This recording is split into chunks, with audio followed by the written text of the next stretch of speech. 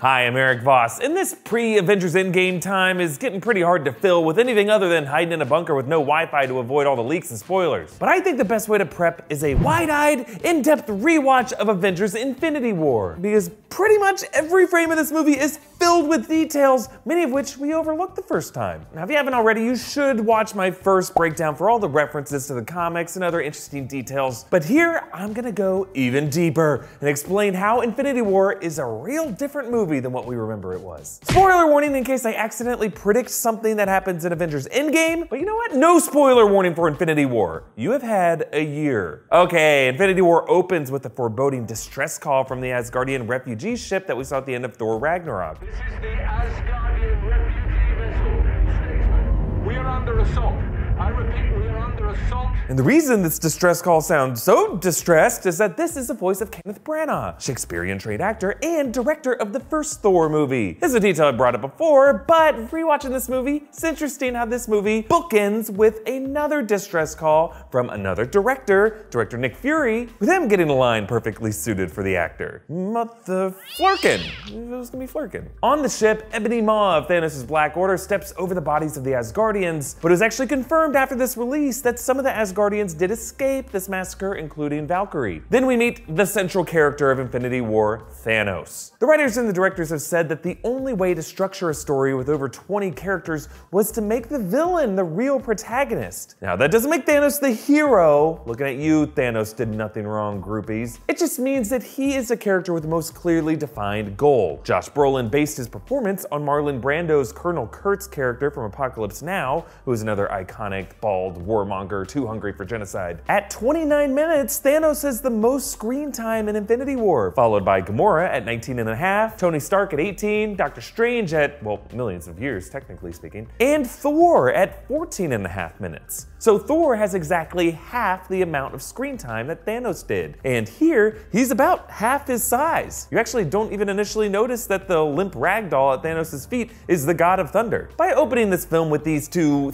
heroes, Infinity War establishes Thanos' and Thor's opposing arcs as the most critical. And if we consider Thanos to be the protagonist, that would make Thor the story's antagonist. Now, to be clear, Thor and the rest of the Avengers are definitely the good guys here. But throughout this rewatch, I'm gonna point out some evidence to make the case that Thor is the structural villain of this story. I mean, he does only have one eye here, guys. Thanos reveals his Infinity Gauntlet, closing his fist to power up the Power Stone. And throughout this movie, notice that Thanos can only use the stones when his fist is clenched. It's a key detail when they try to physically overpower him later. Thanos gaining the Power Stone from Xandar was actually removed from an early draft of the script. However, there was some speculation from the Endgame trailer footage that the second movie would show us the ruins of Xandar. Loki presents the Tesseract, containing the Space Stone, which he grabbed from Odin's vault before Asgard was destroyed in Ragnarok. The timeline of the story immediately after Ragnarok suggests that it was actually Asgard's destruction and the death of Odin as protector of the Nine Realms that opened the door for Thanos to finally make his move. One of my favorite theories is that Thanos could actually have been following in Odin's footsteps, with Odin possibly having similarly attempted his own infinity conquest and paid a costly price for it, but more on that later. Loki tells Thanos, "We have a Hulk." A callback to Tony Stark's words to Loki in the first Avengers movie, and it leads to this big brawl between the Crayola meatheads. Thanos actually doesn't use the Power Stone during this fight, a subtle way of establishing his ferocity as a Genghis Khan-style conqueror who don't need no magic. Their fight plays out like a boxing match, with Hulk winning round 1, initially overpowering Thanos, and Hulk smashing him into a wall, squeezing out a grumpy grunt from Grimace. But ding, round 2, Thanos realizes he has sharper wits than this dum-dum, and he knocks out Hulk's airflow with a jab to the throat, and then one to his ribs, leading to a KO. Now sure, it's not totally comic accurate for Hulk to ever lose a fight. Like, he's supposed to just grow bigger and angrier. Some have even used this as grounds for a conspiracy, saying that this could actually be Loki masquerading as Hulk, with Loki faking his death and disguising himself as Bruce Banner for the rest of the movie. People have also pointed to some debris floating outside when Loki actually gets his neck snapped, some debris that looks like the real Loki wearing his helmet, and others have pointed out that it's weird that Bruce Banner remembers memories from when Hulk was in control instead of blacking out like he has in the past. Well, I'll actually give you that one. But really, I think the filmmakers wanted Hulk's performance anxiety to be the next step of the character's evolution across the MCU films to this point. From an animalistic rage monster, to a lonely Frankenstein's monster, to a cocky gladiator, and now to a more emotional entity with a more nuanced relationship with Bruce Banner. As Ebony Maw presents Thanos the Space Stone, he says, "My humble personage bows before your grandeur."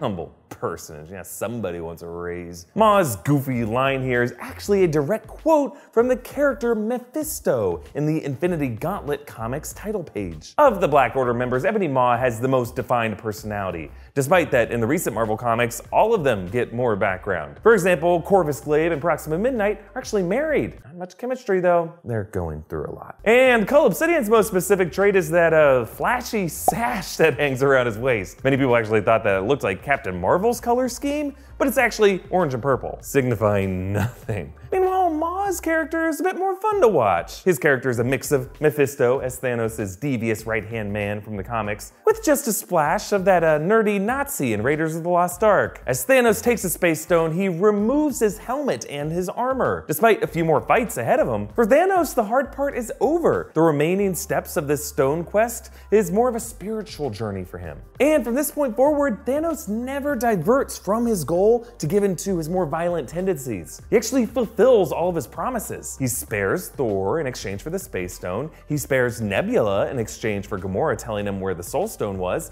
and he spares Tony Stark in exchange for the Time Stone. He's still a murderous piece of crap, but he definitely keeps his word. Meanwhile, Thor's journey here can be seen as a classic villain origin, grieving over his dead brother, swearing selfish vengeance. Kind of like Jeremy Irons in Die Hard with a Vengeance, swearing death to non-purple Bruce Willis to avenge his dead brother Hans Gruber. I mean, Sam Jackson was in both movies. Okay, I know all of that was just for the opening sequence, but don't worry, I'm gonna move fast through the rest of this. Like, I know Bruce Banner crash landing the Sanctum Sanctorum was a nod to Silver Surfer doing it in the comics, but I already covered that in my first breakdown, so if I skip over future comic references throughout this, I didn't miss it. I just covered it in another video. Okay, Tony Stark and Pepper Potts jog in the park with Tony talking about a vivid dream he had about them having a kid named Morgan. His confusion of dreams and reality should remind us of his nightmare vision back in Age of Ultron, the dream that launched his paranoia over Thanos, leading him to try to weaponize an Infinity Stone when he probably should have just sought to destroy it. Actually, later, while being debriefed in the Sanctum, Stark nods and says,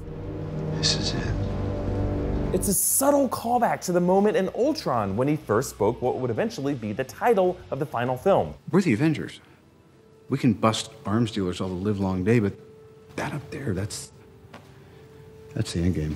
Now, when Stark and Strange start talking about the Time Stone, things get really interesting. And this stone may be the best chance we have against Thanos. Yeah, so conversely, it may also be his best chance against us. Well, if we don't do our jobs. What is your job exactly besides making balloon animals?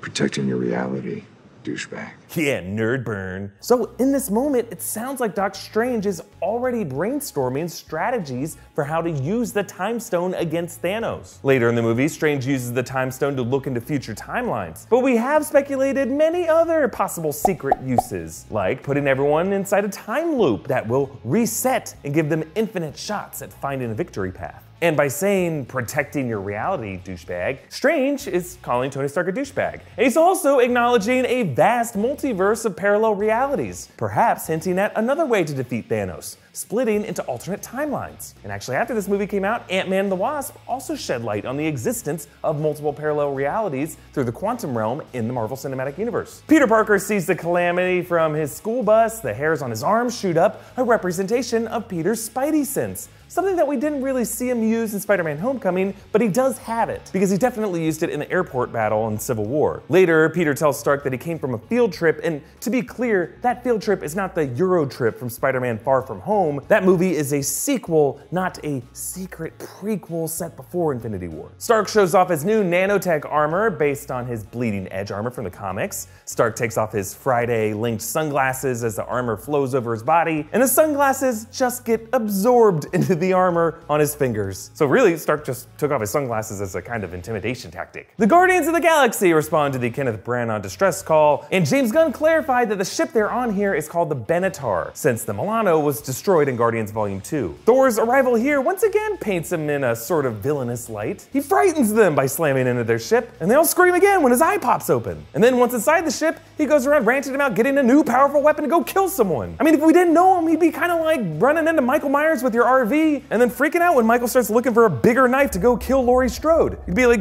dude, chill. It's also interesting to rewatch Rocket in this moment, because notice how he joins Thor and Nidavellir instead of joining the other Guardians to go confront Thanos directly. And then as you watch this movie, Rocket is the one major hero not to make direct contact with Thanos. All the rest take swings at Thanos either on Titan or in that final charge on Wakanda, but Rocket, nowhere to be seen. Perhaps Rocket's avoidance tells us something about his relationship with Thanos. Like, we never really knew the secret origin of Rocket's cybernetic enhancements, and one theory is that he could be a runaway child of Thanos. And that's why he was kind of hiding from Thanos throughout this movie. Vision and Wanda Maximoff, stars of the upcoming, unfortunately titled Disney Plus series WandaVision, respond to a warning from the Mind Stone. Now, we don't really see the Mind Stone's power manifest in any specific way in this movie, but we do know it has some cosmic intelligence. It gives people the power of mind control, but it also has a kind of a dark mind of its own. There's actually a theory that the Mind Stone itself is behind all of this drama, playing a long game to gradually manipulate the Avengers to turn on each other, weaken them all from the inside,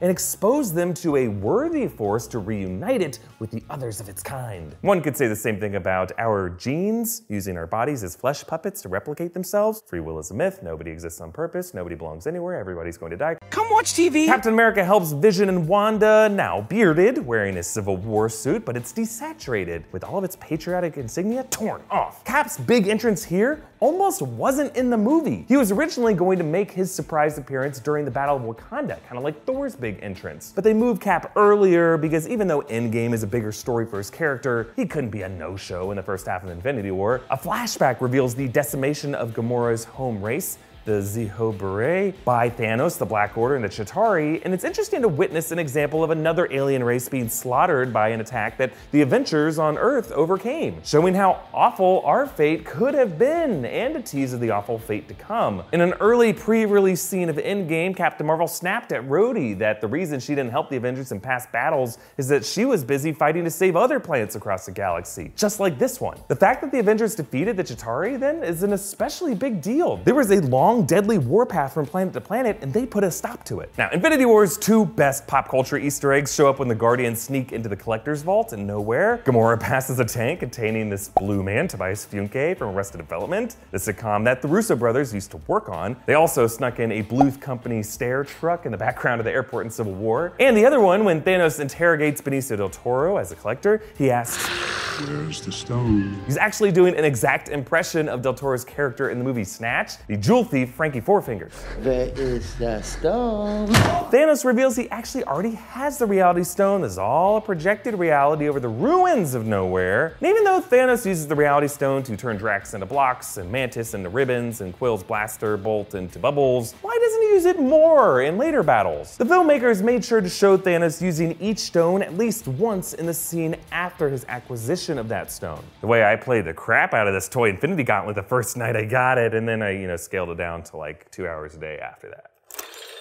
In Thanos' case, he could use the Reality Stone to toy with the heroes throughout the movie, like pop their eyes out on springs, or turn them inside out, or make their faces butts. But this version of Thanos has his eyes on the prize. He's not evil, he's just all business, and that business is itself evil enough. In Avengers HQ, Rhodey hollow chats with Secretary Ross, and one of Ross's aides is actually a cameo by one of the movie's screenwriters, Stephen McFeely. A deleted scene from the park with Happy Hogan actually include a cameo by one of the directors, Joe Russo, as Bert the Paparazzo. Natasha mentions Clint Barton and Scott Lang are under house arrest following the events of Civil War. Because they both have families, it's kind of hard for them to go on the run. In Ant-Man and the Wasp, Scott is revealed to have an ankle bracelet monitor, and actually Endgame scenes show Hawkeye with a similar one. The team debates removing the Mind Stone from Vision and destroying it, and Vision's willing to sacrifice himself, but Cap responds, We don't trade lives, Vision. This line connects to the theme of sacrifice at the heart of this story. These Avengers have proven they're willing to sacrifice their own lives, but are they willing to sacrifice the lives of others? Thanos' stronger will to follow through in this regard makes him the champion of this particular test. On the Q ship, Stark and Peter save Strange using an alien-style suck him out through the airlock move. Ebony Maw releases the subtlest Wilhelm scream when he shoots out. And after some debate, Strange makes a pretty dark assurance to Stark. If it comes to saving you, or the kid, or the time stone, I will not hesitate to let either of you die. Yeah, way to return the favor for them saving your life, Doc. Strange's words foreshadow the final sacrifice of this movie. In Strange's eyes, the end game, the final phase of a game of chess, in which all pieces on the board, from the pawns to your queen, are on the chopping block if it leads you to a checkmate. In the throne room of the Sanctuary 2, Thanos outlines his philosophy to Gamora. This universe is finite, its resources finite. If life is left unchecked, life will cease to exist. So in the comics, Thanos was a lot more two-dimensional. Literally, he's on a page. But also the character's just super over the top. The only reason he wants to kill half the life in the universe is just to impress Mistress Death, whom he's in love with. But in this movie, Thanos' worldview is a lot more complex. It actually comes from the Malthusianism theory, which proposes that overpopulation is the primary source of conflicts and poverty around the world, and that deadly natural disasters like pandemics and tsunamis are ultimately good for humanity. Yeah, I bet Malthus is a real hit at parties. Thanos gets a location of the Soul Stone out of Gamora by torturing old waste of parts herself, Nebula, and he uses both the Space Stone and the Power Stone at the same time to torture her. I assume the Space Stone is to spatially pull her parts apart from each other, and the Power Stone is to keep it all bound together, kind of squeezing his daughter between two gargantuan sources of pain. By the way, double the pain he delivered to Thor's temple with just the Power Stone. I've said it once, I'll say it again. Father of the year. In Nidavellir, Thor, Rocket, and Groot meet Eitri, Peter Dinklage, whose hands Thanos cut off, leaving him with these crude Uru hands that he made for himself. According to concept art, the original design was for Eitri to have rounded off Uru stumps and for Groot to climb on his back and extend his branches,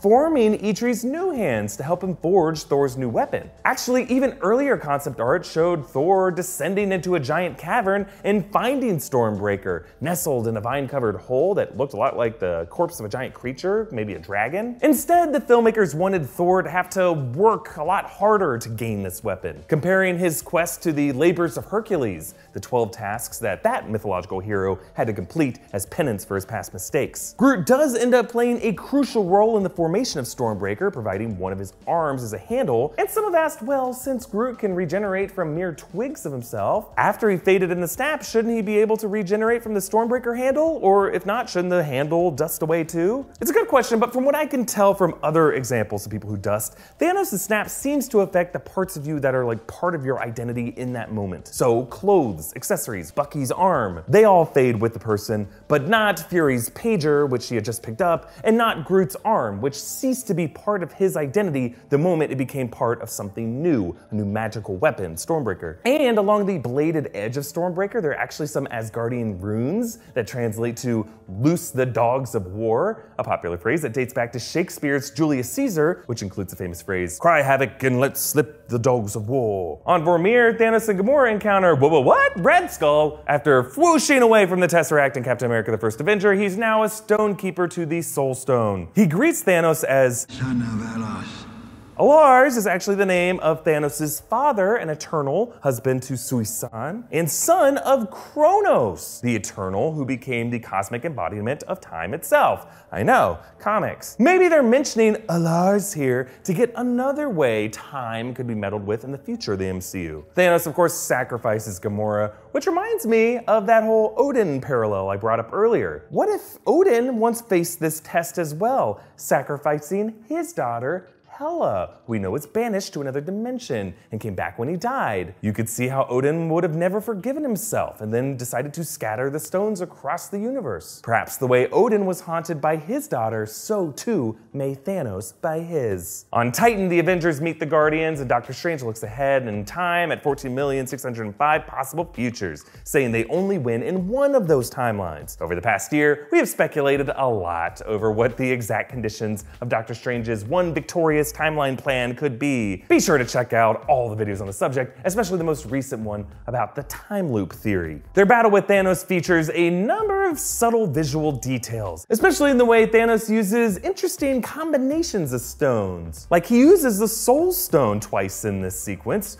once in combination with the Power Stone to send a shockwave at Quill, Drax, and Nebula, and maybe the soul of Gamora inside that orange stone reduced the impact of the Power Stone in order to spare her friends and a waste of parts that she knows. And again, while he fights Doctor Strange, Thanos uses the Soul Stone to identify which of the Strange duplicates really possess the soul. Thanos also uses the Reality Stone against Strange in combination with the Space Stone in order to pull him in and choke him, and the Reality Stone warps the ground beneath Strange's feet, similar to the way Strange and the Ancient One would bend and fold city blocks in their battles. Speaking of all this magic, the duel between Thanos and Strange is filled with interesting moves. Strange casts a spell at Thanos to try to trap him in the mirror dimension, but Thanos shatters it and uses the Space Stone to swirl the shards into a black hole that sucks in all nearby matter before Strange turns into butterflies. According to the concept art, this wizard duel was going to get even trippier. Strange was going to touch Thanos' forehead to put him in a trance, similar to how the Ancient One used Bad Touch on Stephen Strange and spun him off through various realities. Strange and Thanos were then going to battle in some interdimensional tunnel with shards of the mirror dimension surrounding them. Supposedly, Strange's strategy was to use the mysteries of the multiverse to overstimulate and disorient Thanos. Remember, Thanos now equals Strange in magical ability, and the concept art also showed Thanos knocking astral projections of each of these Avengers out of their bodies, apparently depowering them because they're not in armor. This battle ends by Thanos taking everyone out, and Strange surrenders the Time Stone. Strange summons it from out of thin air, and it glows as it floats over to Thanos. Usually, the stones only glow if they are in the process of being used, suggesting that Strange could be secretly rigging the Time Stone with a spell, perhaps using it to establish a time loop, setting in and out points. Or maybe he has projected the stone into the future so that some future Avengers could use it to meddle with timelines, and he's summoning it back into the present here. I can hear the voices of those of you in the future of the real world who have already seen Endgame watching this video and being like, no. On Earth in Wakanda, the battle begins with Cap, Natasha, and Black Panther facing the Black Order, with T'Challa promising Thanos will have nothing but dust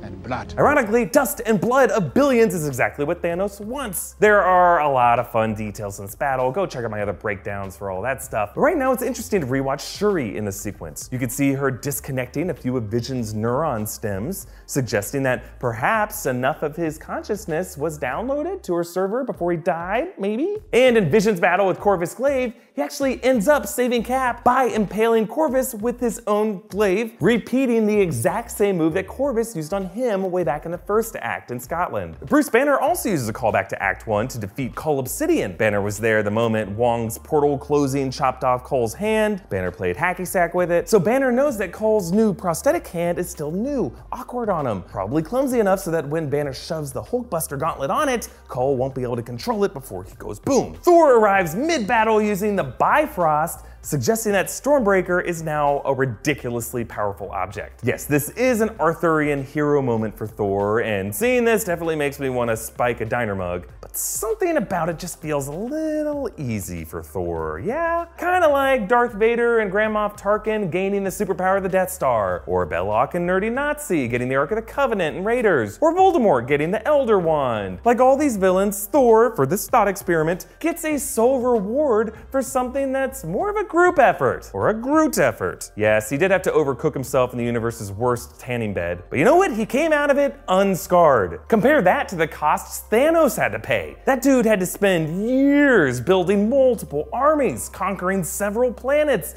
defeating powerful Asgardians and the Avengers and the Guardians of the Galaxy, breaking his own heart to sacrifice the daughter he loves, and literally having his heart broken when Stormbreaker launches inside of it. All of it leaves him pretty severely wounded in those final shots. So his snap happens in this intimate moment between Thanos and Thor. They're kissing distance. And the fact that it's Thanos who was successful, not Thor, makes this all Thanos' movie, according to the directors. But actually, this moment was originally conceived to be more crowded. Concept art showed the Earth Avengers dogpiling on Thanos the same way that the other group did on Titan. But seeing it all from just Thor's eyes alone makes this loss even more shocking, and in a way, a bit satisfying. He screams like a guy on the Death Star who's seen a proton torpedo go down the reactor shaft. Or nerdy Nazi's face melting off. After the snap, Thanos briefly reunites with Gamora inside the Soul Stone. Walking on this body of water, the VFX artists actually revealed that one idea was for this water to be an ocean of the blood of Thanos' victims, but instead the artist decided the most shocking visual would be monochromatic dust and ash as half the universe's population fades. Each victim's final moments reflects their emotional state. Bucky's last word is, "Steve?" before the soldier collapses. Wanda, already feeling dead inside for losing vision, throws her head back in a release, welcoming death. And with Groot, according to James Gunn, his final "I am Groot" directed at Rocket translates to Dad. And on Titan, Peter Parker's dusting is more drawn out because his spidey sense alerts him that death was imminent, and it makes him not feel so good. The movie ends with all of the main characters, Cap, Stark, even Thanos, all knocked on their butts. It doesn't really feel like a victory for anybody, more like a double knockout. And the irony for Cap is, as rock bottom as things appear to be for him in this moment, Endgame appears to make the situation even worse for Cap. Now, again, this rewatch just covered the new stuff, so for other details that we caught in our first pass, check out my big Easter egg breakdown from last year, the post-credit scene breakdown, really any of the multitude of Avengers theories, tweet downs. It's been a fun year. Comment down below with a new thing that you learned from rewatching Infinity War, and follow me on Instagram and Twitter at Erik Voss. And if you live in Los Angeles, check out my live comedy show, Darkest Timeline Comedy, on May 3rd and every first Friday of the month thereafter. The last show sold out, so you gotta get your tickets early. Thank you for watching, and if any of you jerks send me spoilers and leaks for Endgame, you know what's coming. Yeah, just one of these.